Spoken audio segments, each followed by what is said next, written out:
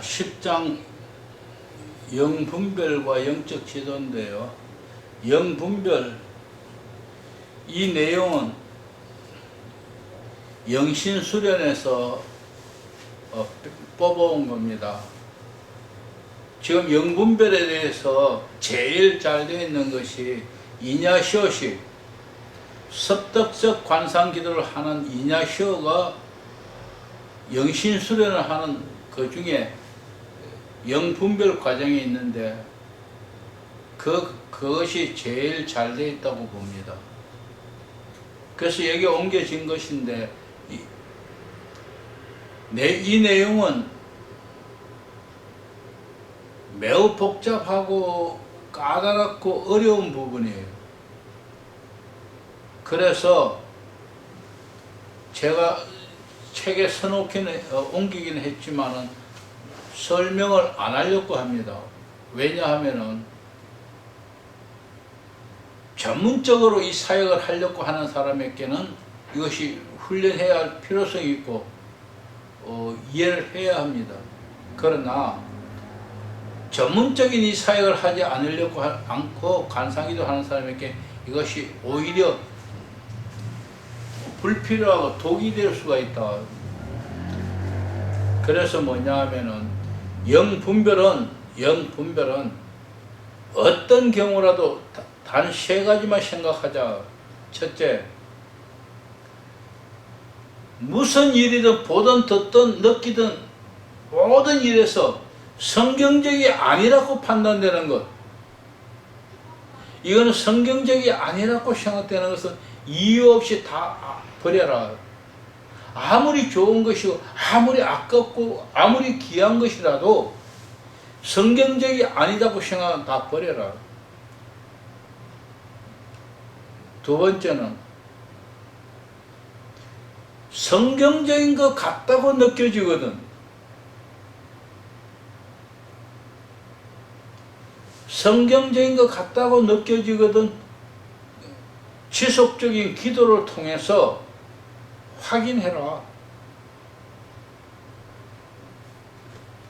내가 성경적인 것 같다고 이건 성경적인 것 같다. 아멘. 하지 말라고요. 그것은 하나님 앞에 엎드려 기도하면서 하나님, 내가 판단하고 내가 생각할 때 이것이 하나님 뜻 같고 하나님 성경 같고 성경적인 것 같은데 그렇지만 나는 실수하고 싶지 않습니다. 하나님의 뜻인지 아닌지 하나님이 가르쳐 달라고 기도해요. 이 기도를 한 번을 딱 마치면 두 번, 세 번 기도하는 가운데 결론을 내가 내릴 때는 내가 이 일로 인하여 엄청 손해를 보더라도 하겠다. 하나님 뜻이니까 내가 순종하겠다 하는 결단이 생기면 아멘하고 실행하면 됩니다. 그러나 이거 내가 엄청 손해보는데 이렇게 하면은 그러면 하고 싶지 않을 거예요. 그러면은 아멘하고도 하나님 뜻이라고 하고도 실천 못합니다. 그래서 그건 하나님 뜻으로 받기보다는 더 기도해요. 더 기도해서 이렇게 손해를 봐도 하나님 뜻이라면 내가 하겠다는 결단이 설 때까지, 그러면 그때까지 갈 때는 하나님이 그것을 버리도록 하시던가 내가 스스로 포기하던가 하나님이 바꾸시던가 하실 거예요. 다음 세 번째로 하나님의 뜻일 것 같기도 하고 아닐 것 같기도 하고 밍숭밍숭하고 판단이 잘 안 될 때, 판단이 잘 안 될 때는 무조건 버리십시오.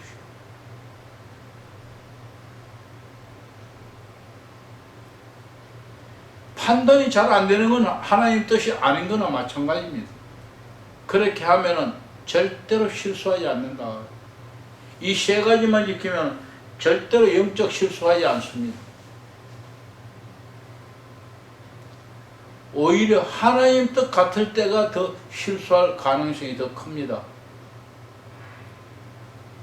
그래서 우리는 100가지를 다 잊어버리더라도 한 가지 실수해서 하나님의 영광을 가리고 내가 책망받을 일을 한다면 그게 손해입니다. 한 가지 더 중요한 것은 하나님이 사무엘을 부를 때 하나님은 한 번 부르고 그만둔 게 아니라 4번 지속적으로 불렀다는 사실을 기억해야 합니다. 왜? 사무엘이 하나님이 불렀을 때 하나님 깨닫지도 못하고 제사장을 뛰어갔다 와서 자락하에 또 와서 자고 하나님과 상관없는 행동을 해도 하나님은 그를 이해하고 그래 모르기 때문에 그래서 2번, 3번, 4번까지 와서 불러셔서 그에게 사명을 주신 것. 즉 우리가 하나님 뜻이 아닌 것 같거나 잘 모르겠어서 나는 절대 실수하지 않기 위해서 다 버렸다 하더라도 하나님은 우리 책망하지 절대 않는다. 왜? 나는 순수 하나님만 믿고 순수 하나님 말씀대로만 살아가기 원하고 순수 하나님 것만 받아들이기 원하기 때문에 다 버린 것이기 때문입니다.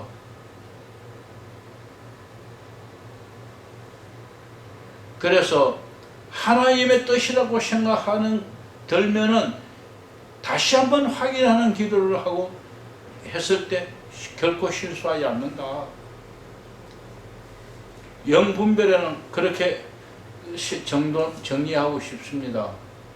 그리고 혹시라도 앞으로 영성 사역에서 영분별하는 이런 상담 사역을 하려고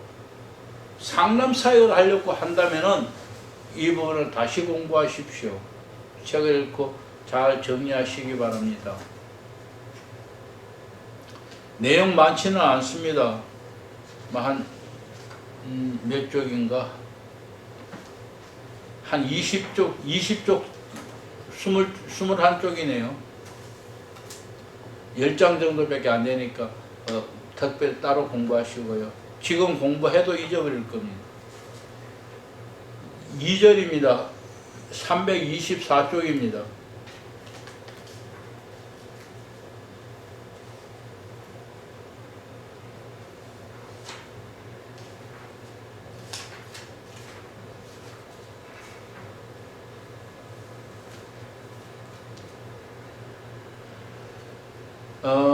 영적 지도자는 학문적인 교육 과정을 밟는 것만으로는 그 과정이 영적 지도를 해주는데 대하여 관념적 배경으로 아무리 설모가 있다 하더라도 영적 지도자가 될 수 있다고 생각하지 않는다. 즉 공부를 많이 해서 지식을 쌓았다 해서 영적 지도자가 될 수 없다는 거예요. 왜 그럴까요? 그건 지식뿐이기 때문에.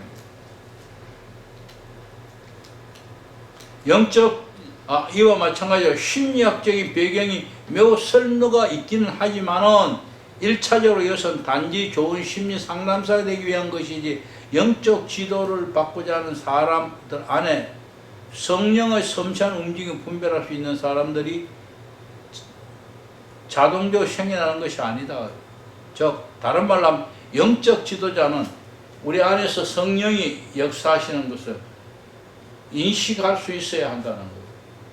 그래서 영적 지도자는 성령과 통할 수 있는 상대방 안에 계신 하나님 성령이 내 안에 계신 하나님과 같은 성령이시기 때문에 예를 들어서 이렇게 설명하고 싶어요.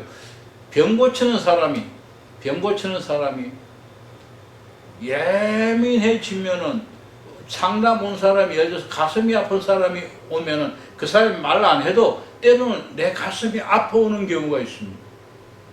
이거는 그 사람도 자신도 모르지만 분명히 가슴에 어떤 병이 있는 사람이에요. 그래서 병원에 가서 엑스레이를 한번 찍어보거나 진찰을 해보라고 이야기해 줘야 하는. 또 어떤 사람은 기도를 하다 보면은 같이 가까이 앉아서 대화를 하다 보면 나도 모르게 무엇이가 숭글숭글 기어오르는 것 같아요. 이거는 그 사람의 어떤 귀신이 악령이 내게 타고 올라오는 경우입니다. 되게 아주 심한 경우는 손잡고 악수를 하는데 악수를 해도 타고 올라오는 경우가 있습니다. 이럴 경우는 내 자신이 스스로 빨리 뿌리쳐 나가라고, 예수 이름을 나가라고 명하고 뿌리쳐야 쉽게 나갑니다. 이렇게 해서 영적인 체험을 가지고 영적인 그 지도를 할 수 있어야 한다. 그렇지 않으면서 지식만 쌓아서 책만 보고 지식만 쌓아서 영적 지도자가 되려고 하지 말아라.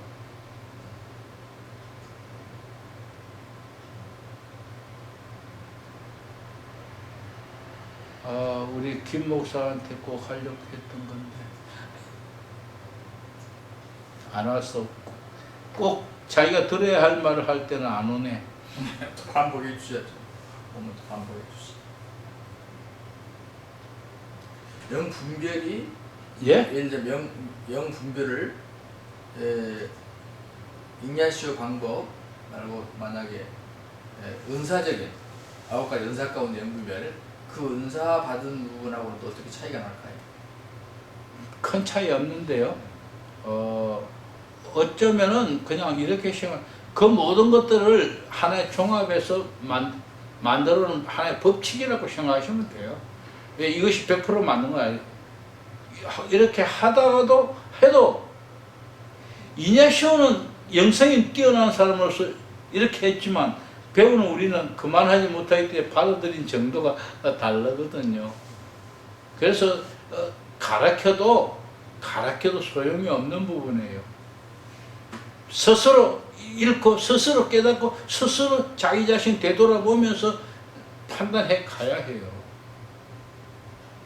그래서 이 부분은 제가 안 가르치려고 하는 거예요.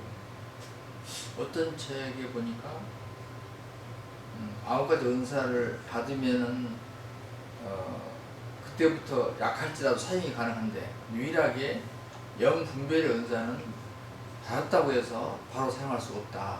그것은 영 분별은 은사는 자꾸 실수도 해보고 비교 분석해서 훈련이 돼야 영 분별 은사는 써먹을 수 있다. 그 말은 틀렸다고 생각합니다. 영 분별의 은사, 모든 은사는 받은 사람은 그대로 쓸 수 있습니다. 왜? 하나님이 이 사람을 쓰기 위해서 그 일에 쓰기 위해서 그 은사를 주신 거예요.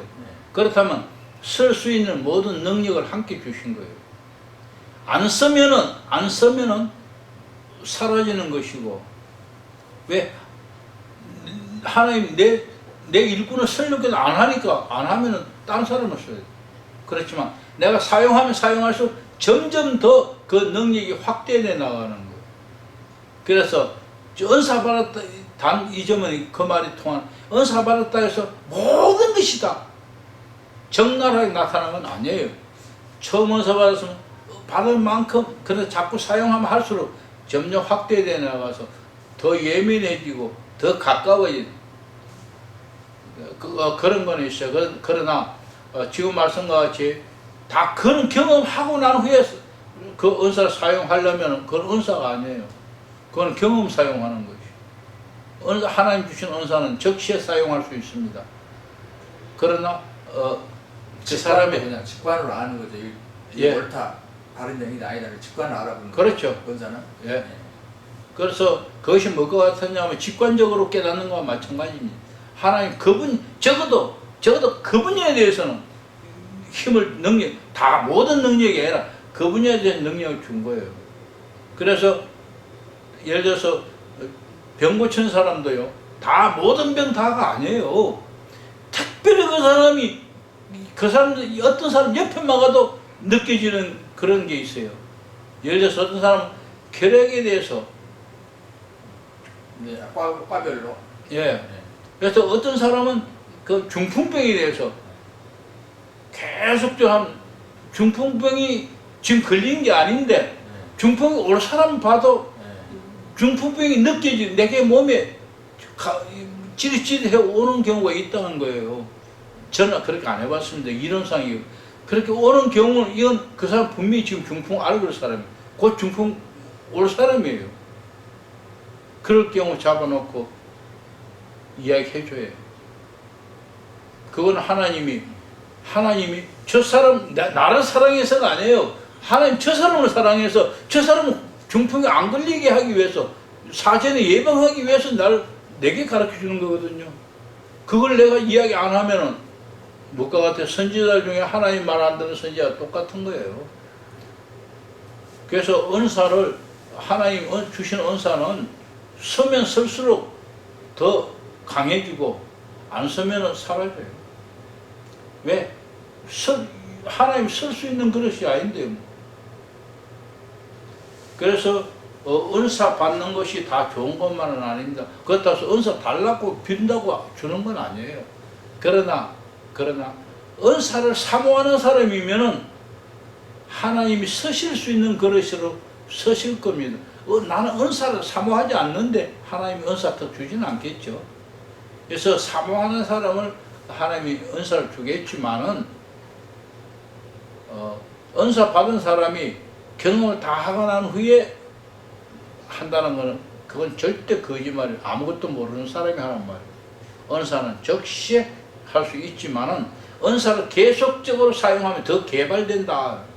개발되고 확장되어 나간다는 것은 이해하셔야 해요. 관상기도 수련은 어디까지 읽었던가? 첫째 편을 일곱째 줄에요. 관상기도를 수련하는 사람들은 이런 과정에 대하여 개인적인 지식을 가지고 있고 경험을 가지고 있는 지도자를 필요로 한다. 개인적인 경험도 있고 지식도 있는 사람. 경험만 있는 사람은 지식이 부족하고 경험만 있는 사람은 오판할 수가 있습니다. 그리고 지식만 있고 경험이 없는 사람 역시 마찬가지입니다. 그러나 지식과 경험을 가진 사람은 오판할 확률이 적다. 그래서 모든 사람은 영적 지도자를 가져야 한다. 자기가 자기를 스스로 판단하면 누군가 상담하고 조치받을 영적 지도자가 필요하고, 석줄 내려가면은, 그러나 관상기도를 가르치기 위해서는 훈련과 오랜 동안의 수련을 필요로 하는데, 그냥 수련이 아닙니다. 오랜 동안의 수련을 필요로 하는데, 그 훈련과 수련 없이는 그 섬세함을 온전하게 이해할 수도 없고 남에게 적절하게 전수해 줄 수가 없다.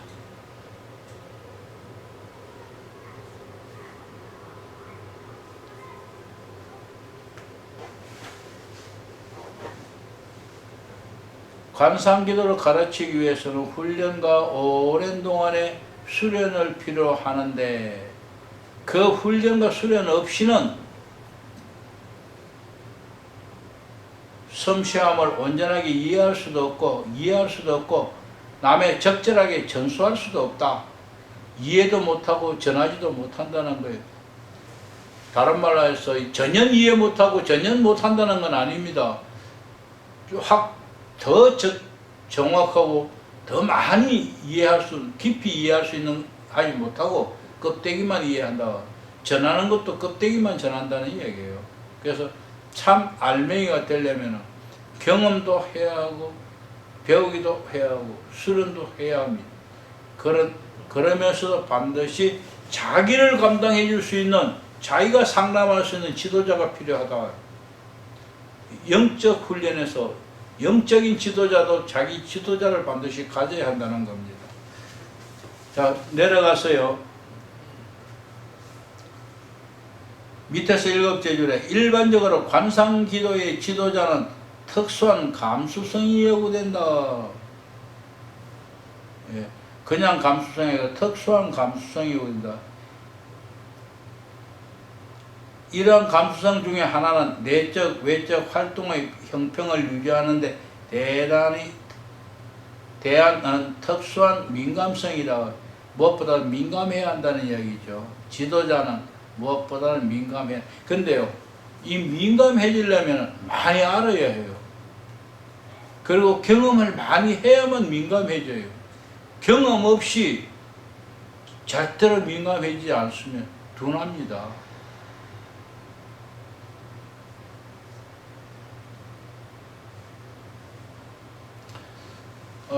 저도 상당히 둔한 편이에요. 그러나 일반인들보다는 예민해요. 근데 때로는 상담 오는 사람들 중에 나보다 월등하게 예민한 사람이 있어요. 물론 관상기도에 대해서는 모르지만 굉장히 예민한 사람을 저도 만났는데요. 저보고 내가 생각하던 그 사람을 보고 이 사람이 어떤 사람일 것 같다는 생각을 하고 있는데 그 이야기를 다 끄집어내는 거예요. 그런 사람이 있어요. 내가 생각하면은 자기가 입으로 말하는 사람이 있다고요. 그만큼 예민한 거예요. 그래서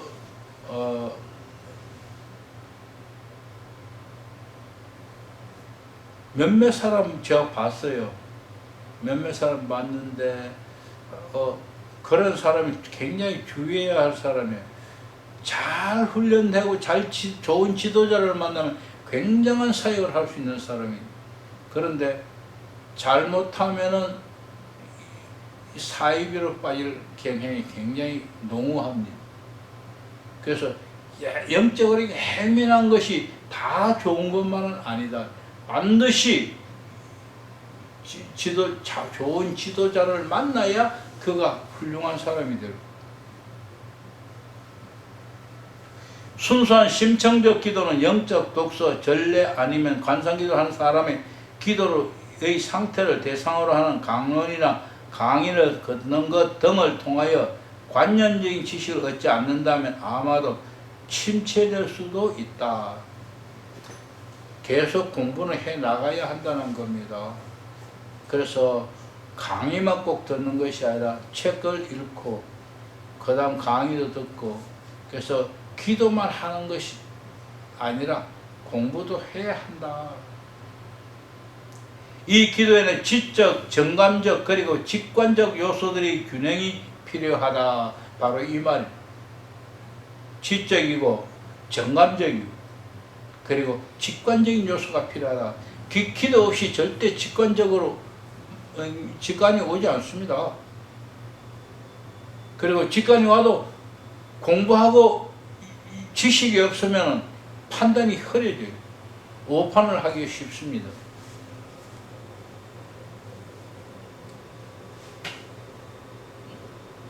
오른쪽에 325쪽에 가세요. 위에서 네 번째, 그레오르 성인에 따르면 관상기도는 하나님 안에서 휴식이다. 하나님 안의 휴식이다. 휴식이라는 이야기를 저는 이렇게 생각해 봤습니다. 왜 휴식이냐? 나는 가만히 있고 하나님이 일하시니까. 하나님은 일하시고 나는 휴식하고.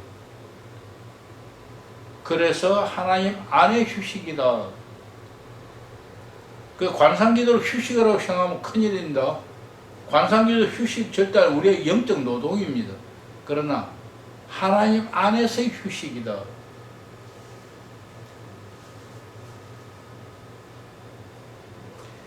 두 줄내려서 하나님 안에 쉬는 동안에 얻어진 믿음과 사랑의 태도로 생겨난 활동이 따라야 한다.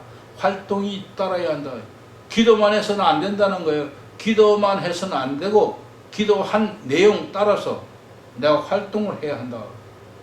관상기도로 얻은 휴식은 우리의 일상생활에서 표현되어야 한다. 그렇지 않으면 두 줄 내려가서 즉 자기 중심적 목표에 집착하거나 다른 사람들의 형편에 무감각했던 이전의 상태로 돌아가는 것이다.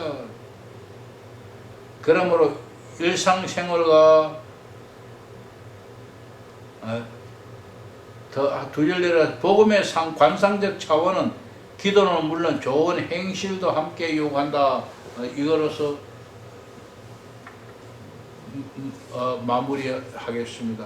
복음의 관상직 차원은 기도는 물론 좋은 행실도 함께 요구한다.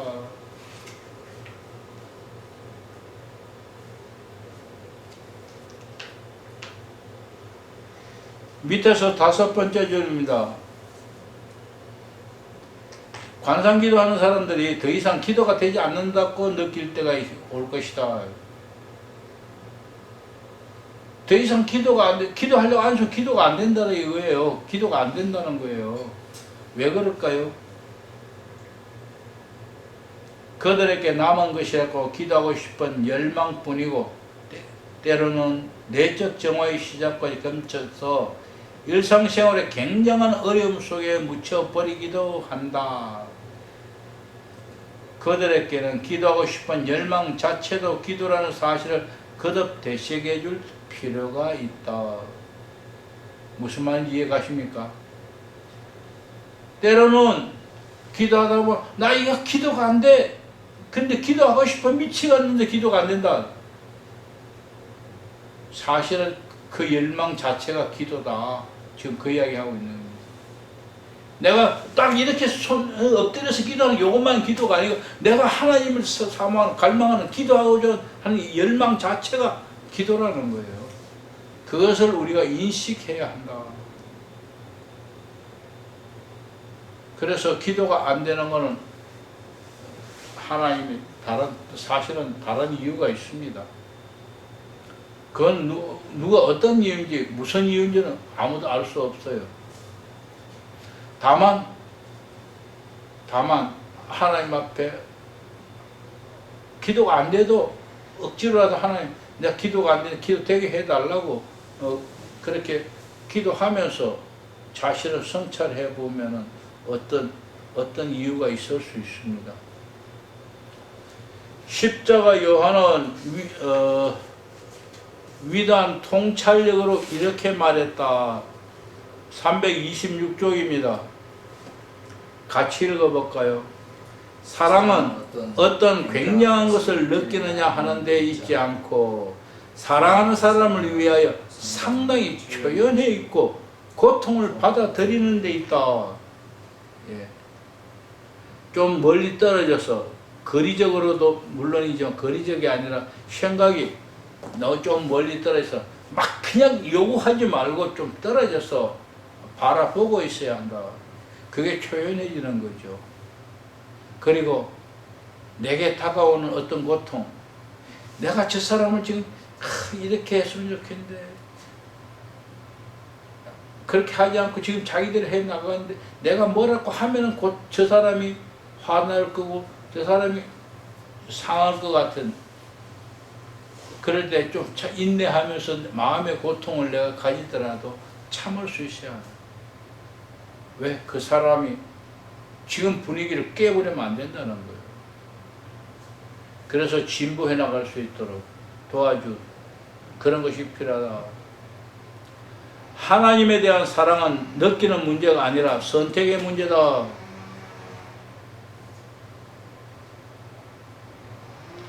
그렇기 때문에 좀 더 초연해서 멀리서더라도 바라보고 내게 어떤 마음의 고통이 있더라도 참고 인내하면서 어떻게 되어가는가를 보고 이끌어갈 수 있는 그런 것이 되어야 한다.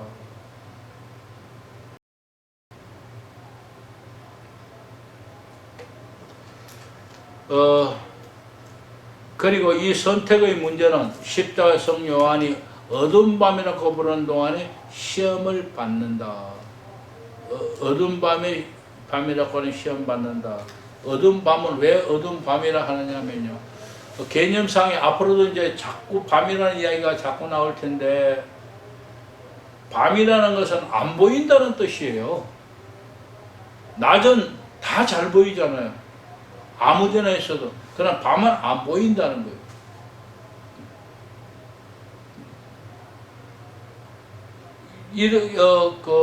이런 문제입니다. 밤에 안 보이는 건 없어서 안 보이는 게 아닙니다. 있어도 안 보이는 거예요. 없어서 안 보이는 걸 이야기하는 거 아닙니다. 있어도 안 보이는 게 밤이다. 다른 말로 하면은 구름이 가리면은 태양이 안 보이는 것 같이 밤에도 밤에 해가 없어진 게 아니고 아침이 되면 해가 또 보이잖아요. 그래서 밤이라고 한다. 어두운 밤은 뭐냐? 그 밤을 세상적인 밤과 구분하기 위해서 어두운 밤이라고 표현했다고 생각합니다. 그러면서 우리의 그 영적 부분에 이렇게 접목을 하죠. 이렇게 표현하죠. 하나님이 내 안에 계시지만은 내가 그 하나님을 보지 못하는, 그러니까 캄캄한 거예요. 어두운 거예요. 그래서 밤이라요. 그런 표현입니다. 그럴 때 어떤 결과가 나오겠느냐? 나는 답답해 미치는 거예요. 때로는 제가 처음에는 기도 열심히 하다 보면 하나님이 우리에게 위로의 뜻으로 하나님이 나 여기 있다고 나타내 주시기도 하고, 그래서 무의식 속에 들어가기도 하고 하나님 응답을 받기도 하고 이렇게 합니다. 그런데 어느 정도 해 나가다 보면 하나님이 마치 내가 하나님 나에게 떠난 것 같이 아무리 기도해도 응답이 없고 기도할 맛도 안 나고 막 흐트러지는 거예요. 나는 기도하고 싶어 미치겠는데, 기도하고 싶어 미치고 하나님을 만나고 싶어 정말로 답답해 죽겠는데 하나님은 없어요.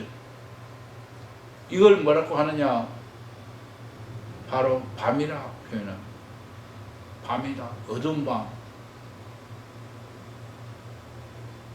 거기에 차이점. 갈망이 없는데도 그렇다는 건 밤이 아닙니다. 그거는 갈망이 없는 하면 다릅니다.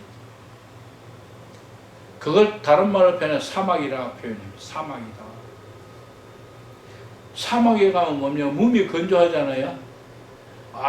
그래서 여러 가지 말로 표현해 밤을 몸이 건조하다, 사막이다, 그런 표현들로 사용하기도 합니다.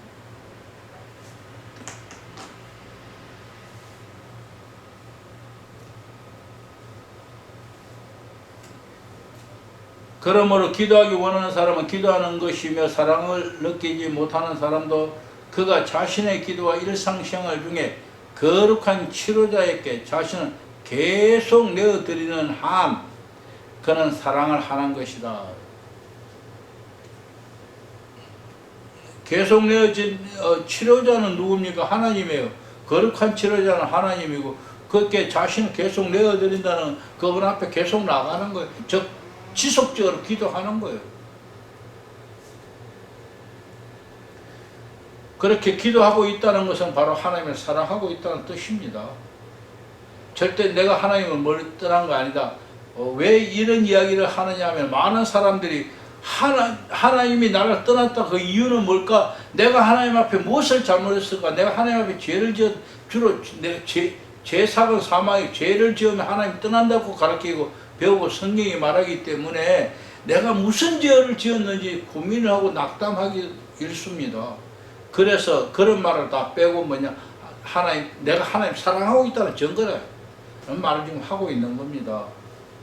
이 말 속의 배경이 그겁니다. 당황하지 말고 하나님이 떠났다고 혹은 내가 무슨 죄를 지었는가 그렇게 여기지 말고 내가 지금 하나님 사랑하고 있다는 것이다 하는 것을 이야기하고 있는, 두 줄 내려가서 하나님에 대해 신뢰를 갖도록 힘있게 그리고 끊임없이 격려해 주어야 한다. 그러한 일들은 진전의 표시이지 태보의 표시가 아니다. 예. 우리 옆에 누구가 그런 사람이 있으면 그런 사람에게 야, 너 좋겠다. 그게 바로 너 한 발 나간 거야. 그거 뛰어넘으면 너 엄청 좋아지는 거야. 하고 조언해 주는 것이 필요하다. 그런 이야기입니다. 초보자들은 그런 경우 되면 이렇게 말하죠. 오히려 죄를 짓죠. 너 뭐 죄 짓지? 나 모르는 거 있지? 그렇게 말하는 사람이 있거든요. 그거 큰 실수하는 겁니다. 절대 그 사람이 죄를 지었어도 아니고 내가 모르게 나 모르게 속이는 게 있는 게 아니라 하나님이 그를 더 성장시키기 위해서 한 발 더 나아가게 하기 위해서 이끌어가는 방법이 하나님이 이끌어 가시는 방법이 오히려 그런 것이 없는 것이 어린애죠. 어린애한테는 어떻습니까? 어린애한테 네 스스로 알아서 하라고 안 하죠. 어린애들은 데리고 다니잖아요.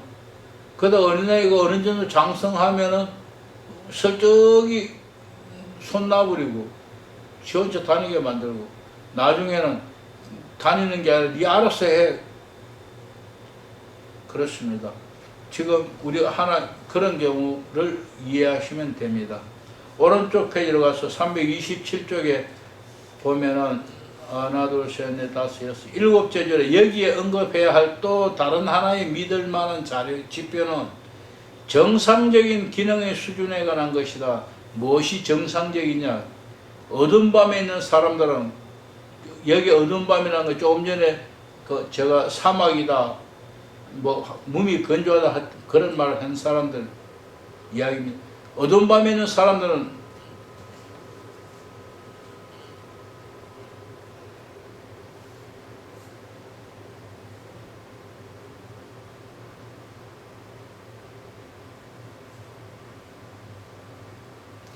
그들이 내적으로는 세상이 무너진 것처럼 느끼고 있긴 하지만은 그들의 직업이나 대인관계에서 일반적으로 제대로 기능을 하고 있다는 사실이다.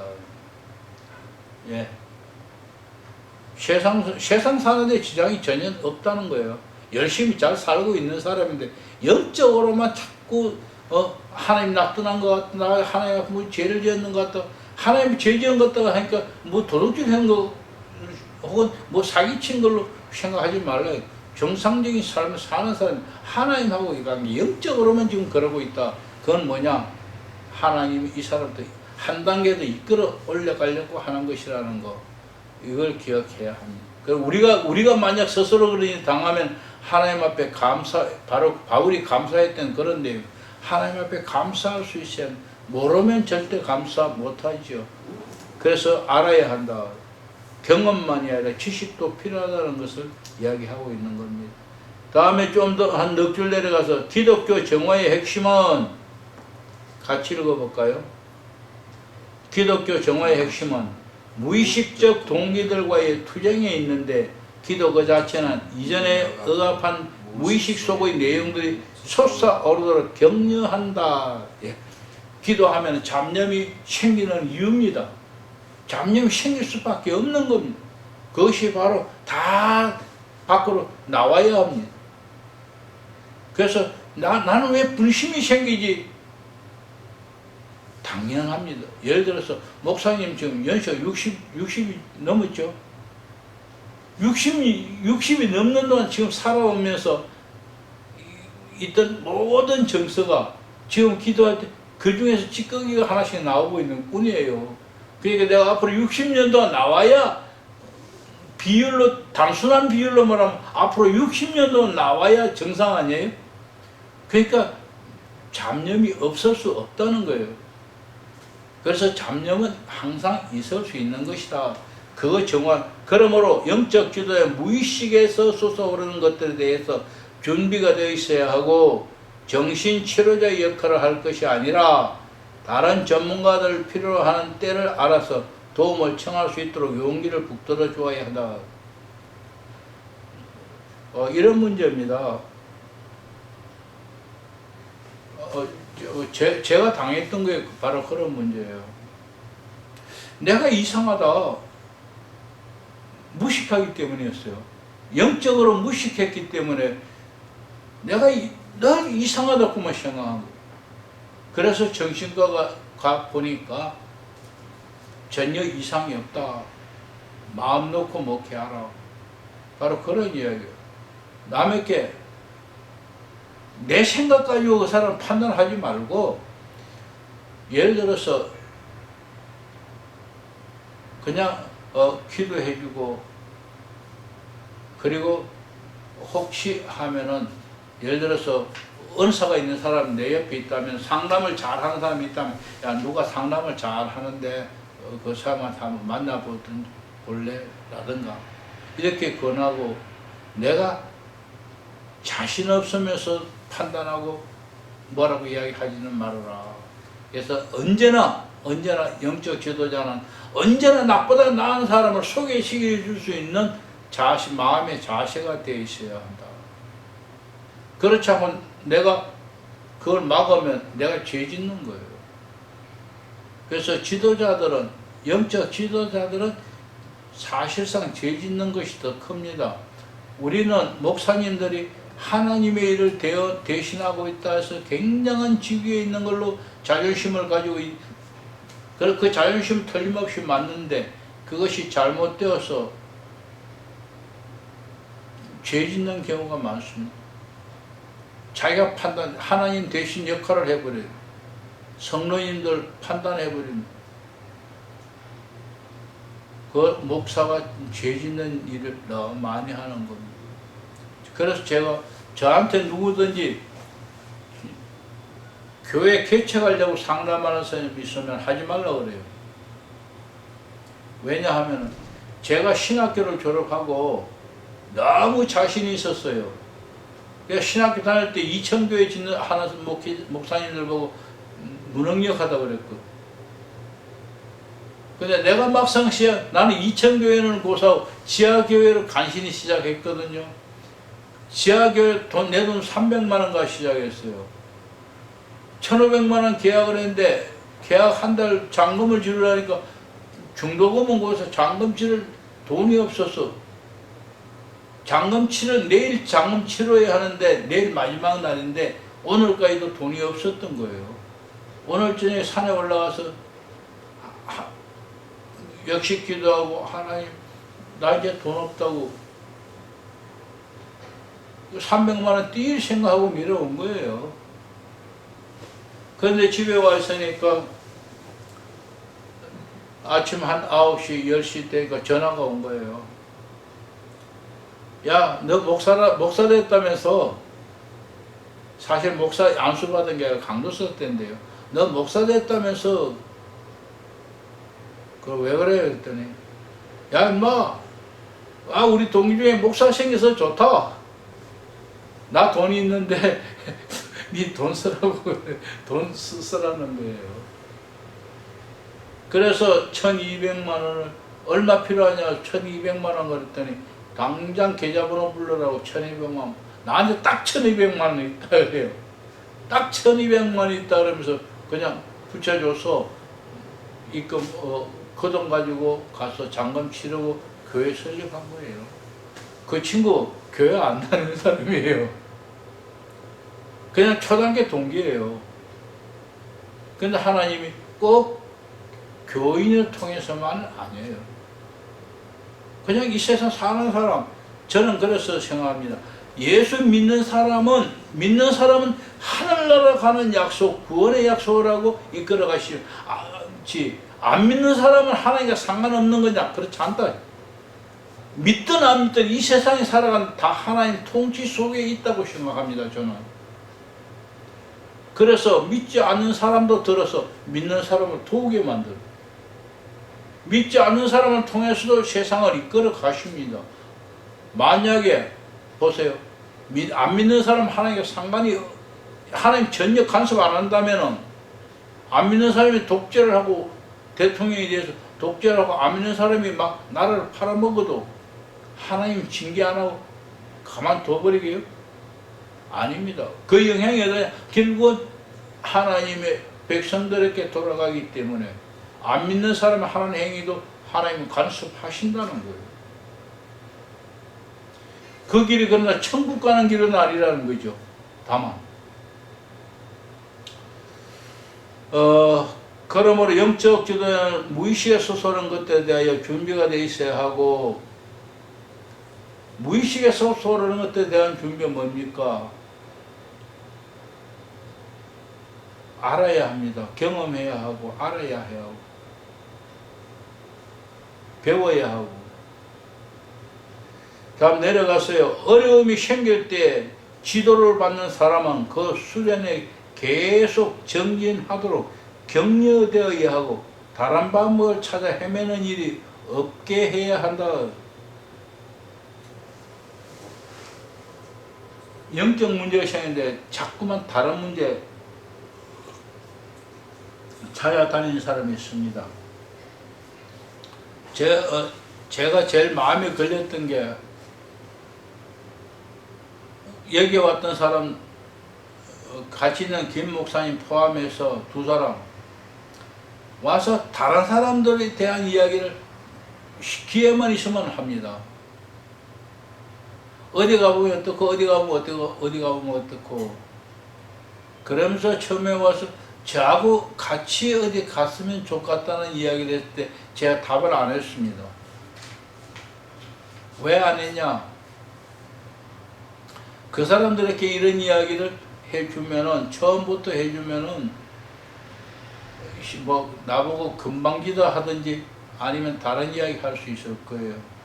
그렇기 때문에 그 말 하지 않고 내가 바빠서 못 간다. 나도 그런 이야기 등으로 뒤돌렸는데요. 그러면서 굉장히 제가 못마땅해 하는 건 그겁니다. 나한테 와서 배우려면은 다른 데 거 다 내려놓아라. 나한테 와서 이것을 배우는 동안은 다른 모든 것을 내려놔라. 그렇지 않으면 이거 절대로 못 배운다. 그 말 하면은 기분 나빠할 거니까 말은 안 하지만 속은 그런 거예요. 어디 가서든 저한테뿐만 아니라 다른 데 가서도 마찬가지입니다. 어디 가서든 그것을 배우려면 거기에 전념하고 나머지 일은 다 버려야 합니다. 버린다는 것은 뭐 이건 못 쓰는 거니 이건 나쁜 거니 하고 확 갖다 집어 던져버리는 것이 아니라 이것을 배우는 동안은 여기에 더 관심을 두고 그거는 잠깐 뒤로 해놔야 한다는 거예요. 그래서 이 일에 전념해서 확고하게 내가 터득하고 난 다음에 다른 것들을 그때 가서 비교해봐야 합니다. 그때 가서 비교해보든지 접목을 하든지 어떻게 하든지 그거는 자유입니다. 이것이 저한테만 해당되는 거 아닙니다. 모든 사람 다 마찬가지입니다. 심지어 무당들도 그렇습니다. 어떤 무당에게 계속 점을 하러 다니는 사람이 있습니다. 전에 내가 알던 사람 중에 하나가 그분이 지금은 권사님이 됐지만은 계속 몸이 아파가 한 사람이 점하고 가서 점하고 굿하면은 몸이 다 낫고 또 몸이 가뿐하게 일어나고 그래요. 그런데 자주 그러니까 용하다는 점을 용한 점쟁이가 있다는 소리 듣고 거기를 찾아간 거예요. 거기 가서 복채놓고 점을 하고 왔는데 몸이 아파서 또 가까이 있던 집에 갔더니 뭐라 하느냐, 당신 어디 갔다 와서 당신 어디 갔다 와서 하더래요. 나한테 하는 이야기가 그분이 당신 어디 갔다 와서 나한테 한 게 우리 집사람하고 둘이 하는 이야기가. 그래서 그 점쟁이가 진짜 용하다, 너 시급했다 그러는 거. 그러니까 뭐냐, 내가 한테 갔다 왔는데 이 점쟁이가 당신 어디 갔다 왔어? 그래서 아무도 안 갔다 왔다 했더니 너 어디 갔다 왔어? 갔다 온 게 표가 나는데 하고 나한테 그렇지 느껴지는데 하고 하더라는 거예요. 그래서 제가 그 집사람한테 이야기했던 거예요.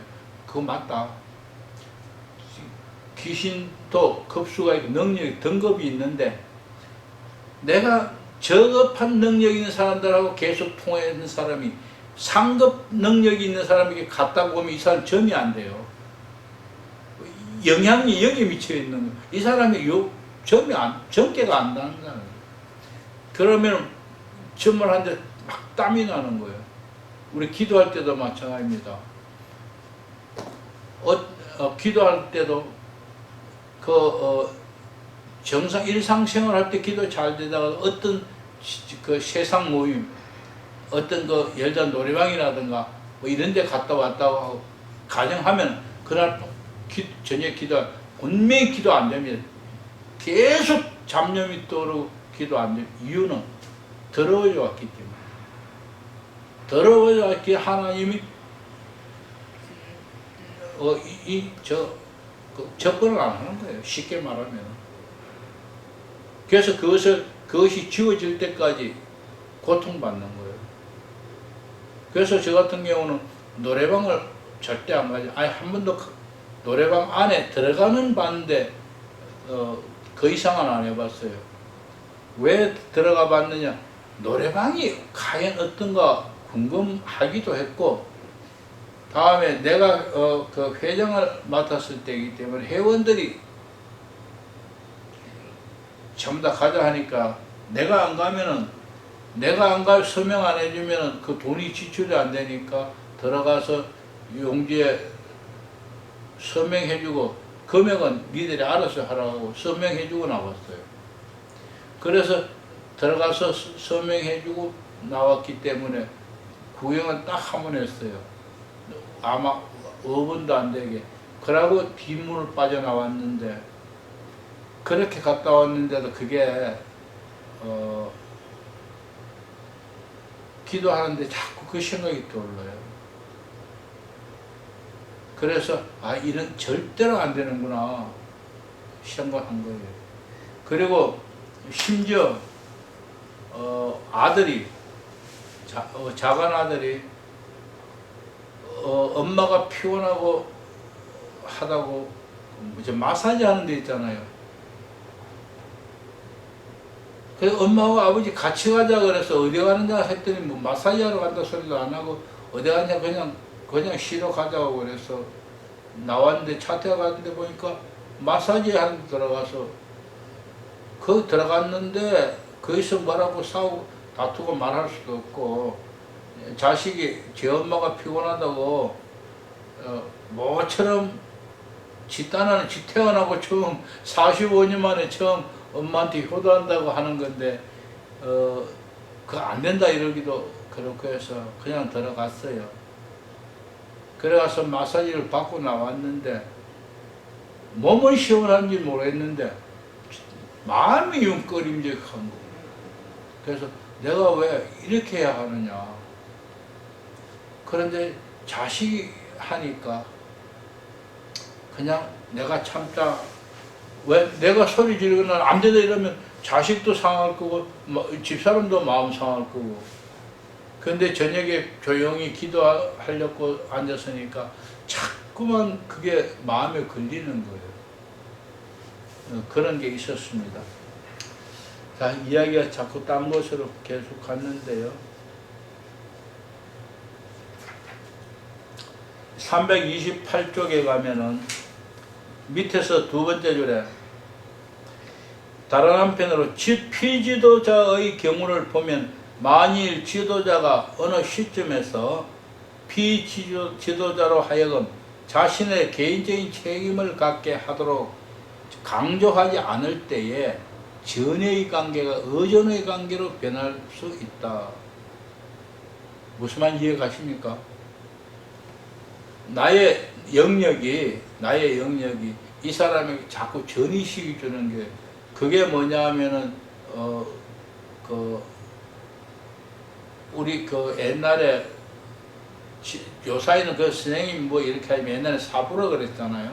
사부와 사도 제자.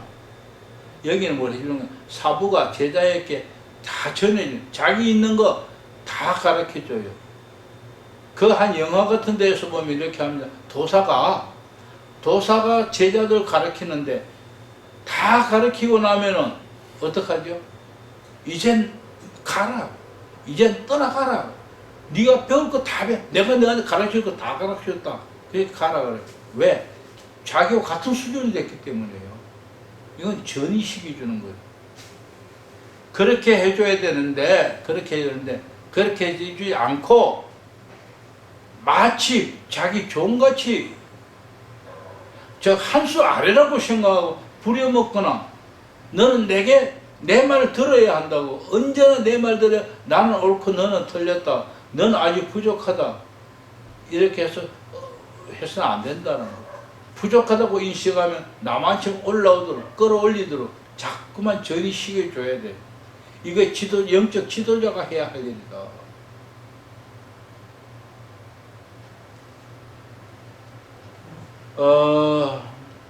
다음 두 줄 내려가면 그리고 훈육적인 짐들을 지워서는 안 된다. 자꾸만 훈육적인 지도가 어떤 걸까요? 이건 이렇게 하고 저건 저렇게 하고 그러지 말아야 한다. 왜? 스스로 체험해야 해. 그리고 스스로 체험하다 보면은 질문하게 되고 질문하는 데 대해서 답을 해주는 것이 스승입니다. 그래야 이제 영적성 이렇게 해라 저렇게 해라 옆에 자꾸 간섭하는 거 절대 아니다. 이해가시나요? 그래서 이 부분들은 잃고 또 잃고 해서 깨달아야 합니다. 자기에게는 제자라고 생각하지 말아요. 또 제자라고 생각했으면은 그때부터는 모든 것을 다 내어줘야 합니다. 마누라만 제외하고 다 내어줄 수 있어야 사부와 제자 간의 사이가 됩니다. 집에 있는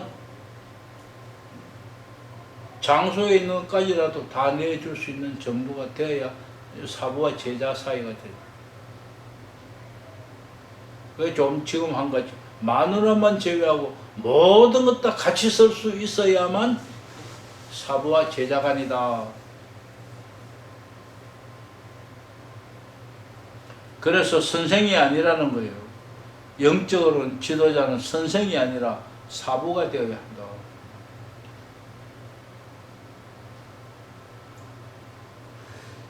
그리고 책임은 개인적인 책임을 감을 갖도록 격려하는 것이 아니고 개인적인 책임을 갖도록 그러니까 언젠가는 물어보면 답하고 질문하면 답은 하지만 이렇게 해라 저렇게 해서 지시하면 안 된다는 거예요. 그렇게 하면 책임은 내한테 있는 거예요. 피지도자는 언제나 가벼운 마음으로 떠나갈 수 있어야 한다. 떠나려니까 눈치 보이고 그냥 있으려니까 부담스럽고 그래서는 안 된다. 언제나 떠나고 싶으면 떠나라. 그렇게 열어줘야 해요. 다음 주부터라도 안 오려면 안 와도 된다. 단 내가 궁금하니까 못 가겠습니다고 이야기해라. 그래야 되는 거예요. 그래서 절대로 붙잡지 말아요. 떠나려는 사람 붙잡으면 안 된다. 그게 오히려 죄 짓는 거잖아요. 떠나려는 사람 아무 때라도 떠나게 버려두고 그리고 좋은 사람 만나서 가서 좋은 사람 만나서 신령한 은혜 받는 그런 좋은 사람 되기를 기도해 줘야 합니다. 영적 지도자로서 우리는 자신의 영적인 양육에도 주의를 주어야 한다. 누구 양육? 제자 양육? 아니요. 자기 양육을 자기가 해야 어려운 말이죠. 자기 양육을 어떻게 합니까? 첫째 기도하고 둘째 공부하고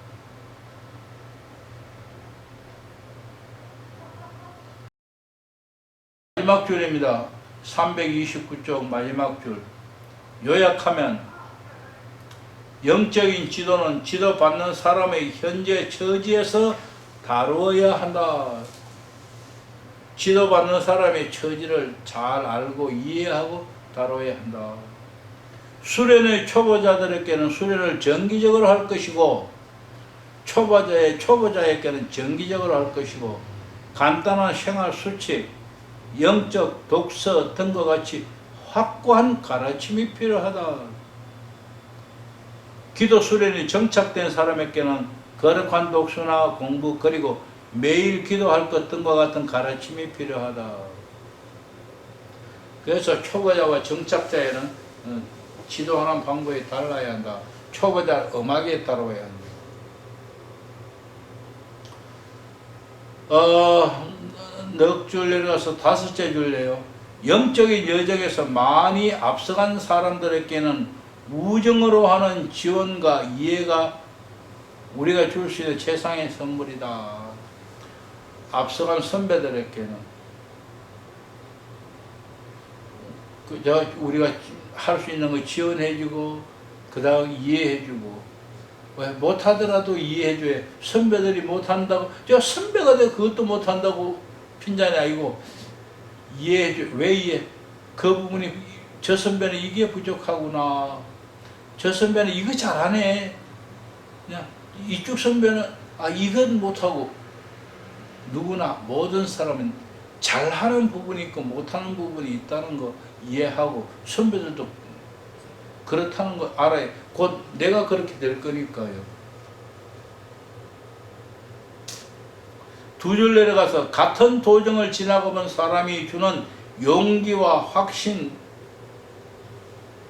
그리고 자신의 경험이 하나님께로 왔다는 사실을 왔다는 확실한 타당성을 경험 있는 지도자만이 줄 수 있는 것으로 아주 크다는 선물이다.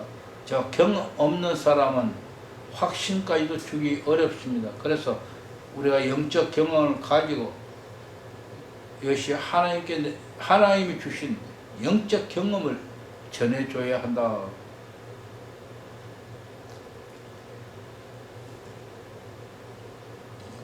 그거부터 같이 읽을까요? 가장 좋은 지도는 지도자가 종래에 가서 모든 문제에서 성령이 더욱 세련되고 섬세한 지도에 따를 수 있게 성장하도록 도와주고 힘을 주도록 목표를 두는 사람이다. 네, 자기가 지도하려고 하지 말고 하나님이 인도해 가시도록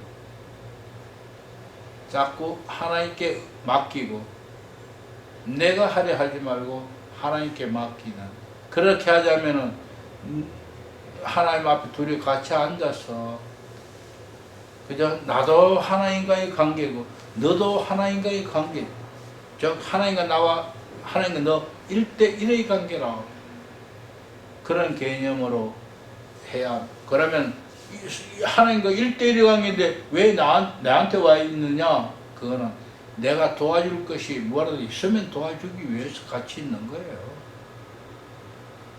내가 지도하고 내가 지시하려고 있는 게 아니고, 하나님이 무엇이라도 내가 도와줄 수 있는 게 있거든 도와주고, 또 반면에 내가 배울 수 있는 것은 있으면 배워라.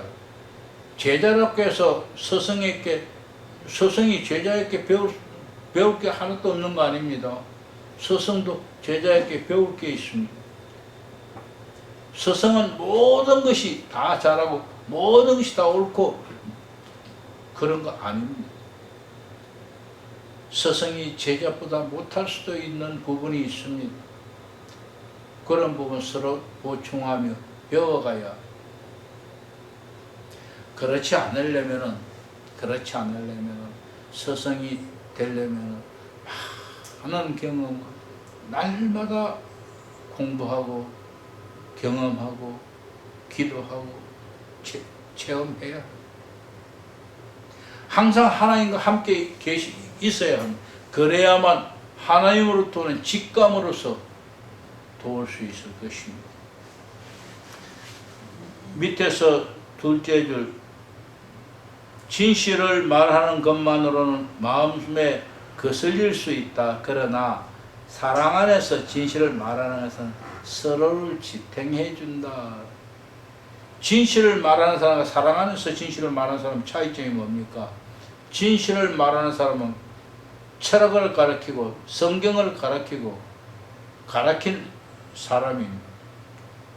그러나 사랑 안에서 진실을 말하는 사람은 하나님을 가르치는 사람.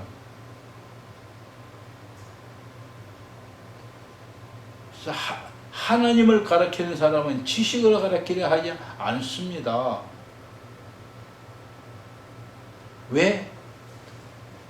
내 안에 계신 하나님과 너 안에 계신 하나님 같은 하나님이기 때문에.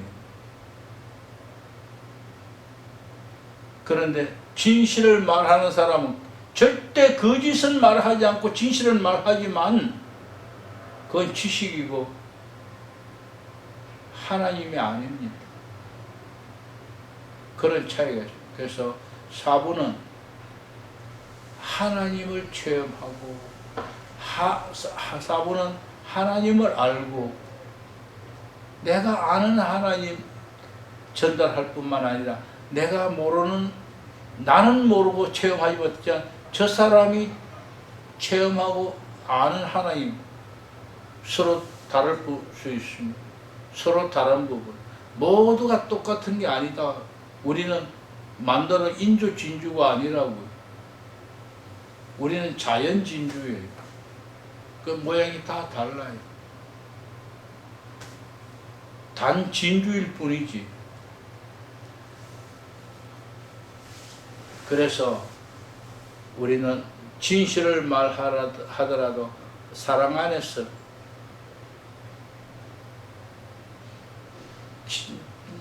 진실만 말하면은 냉정하겠죠.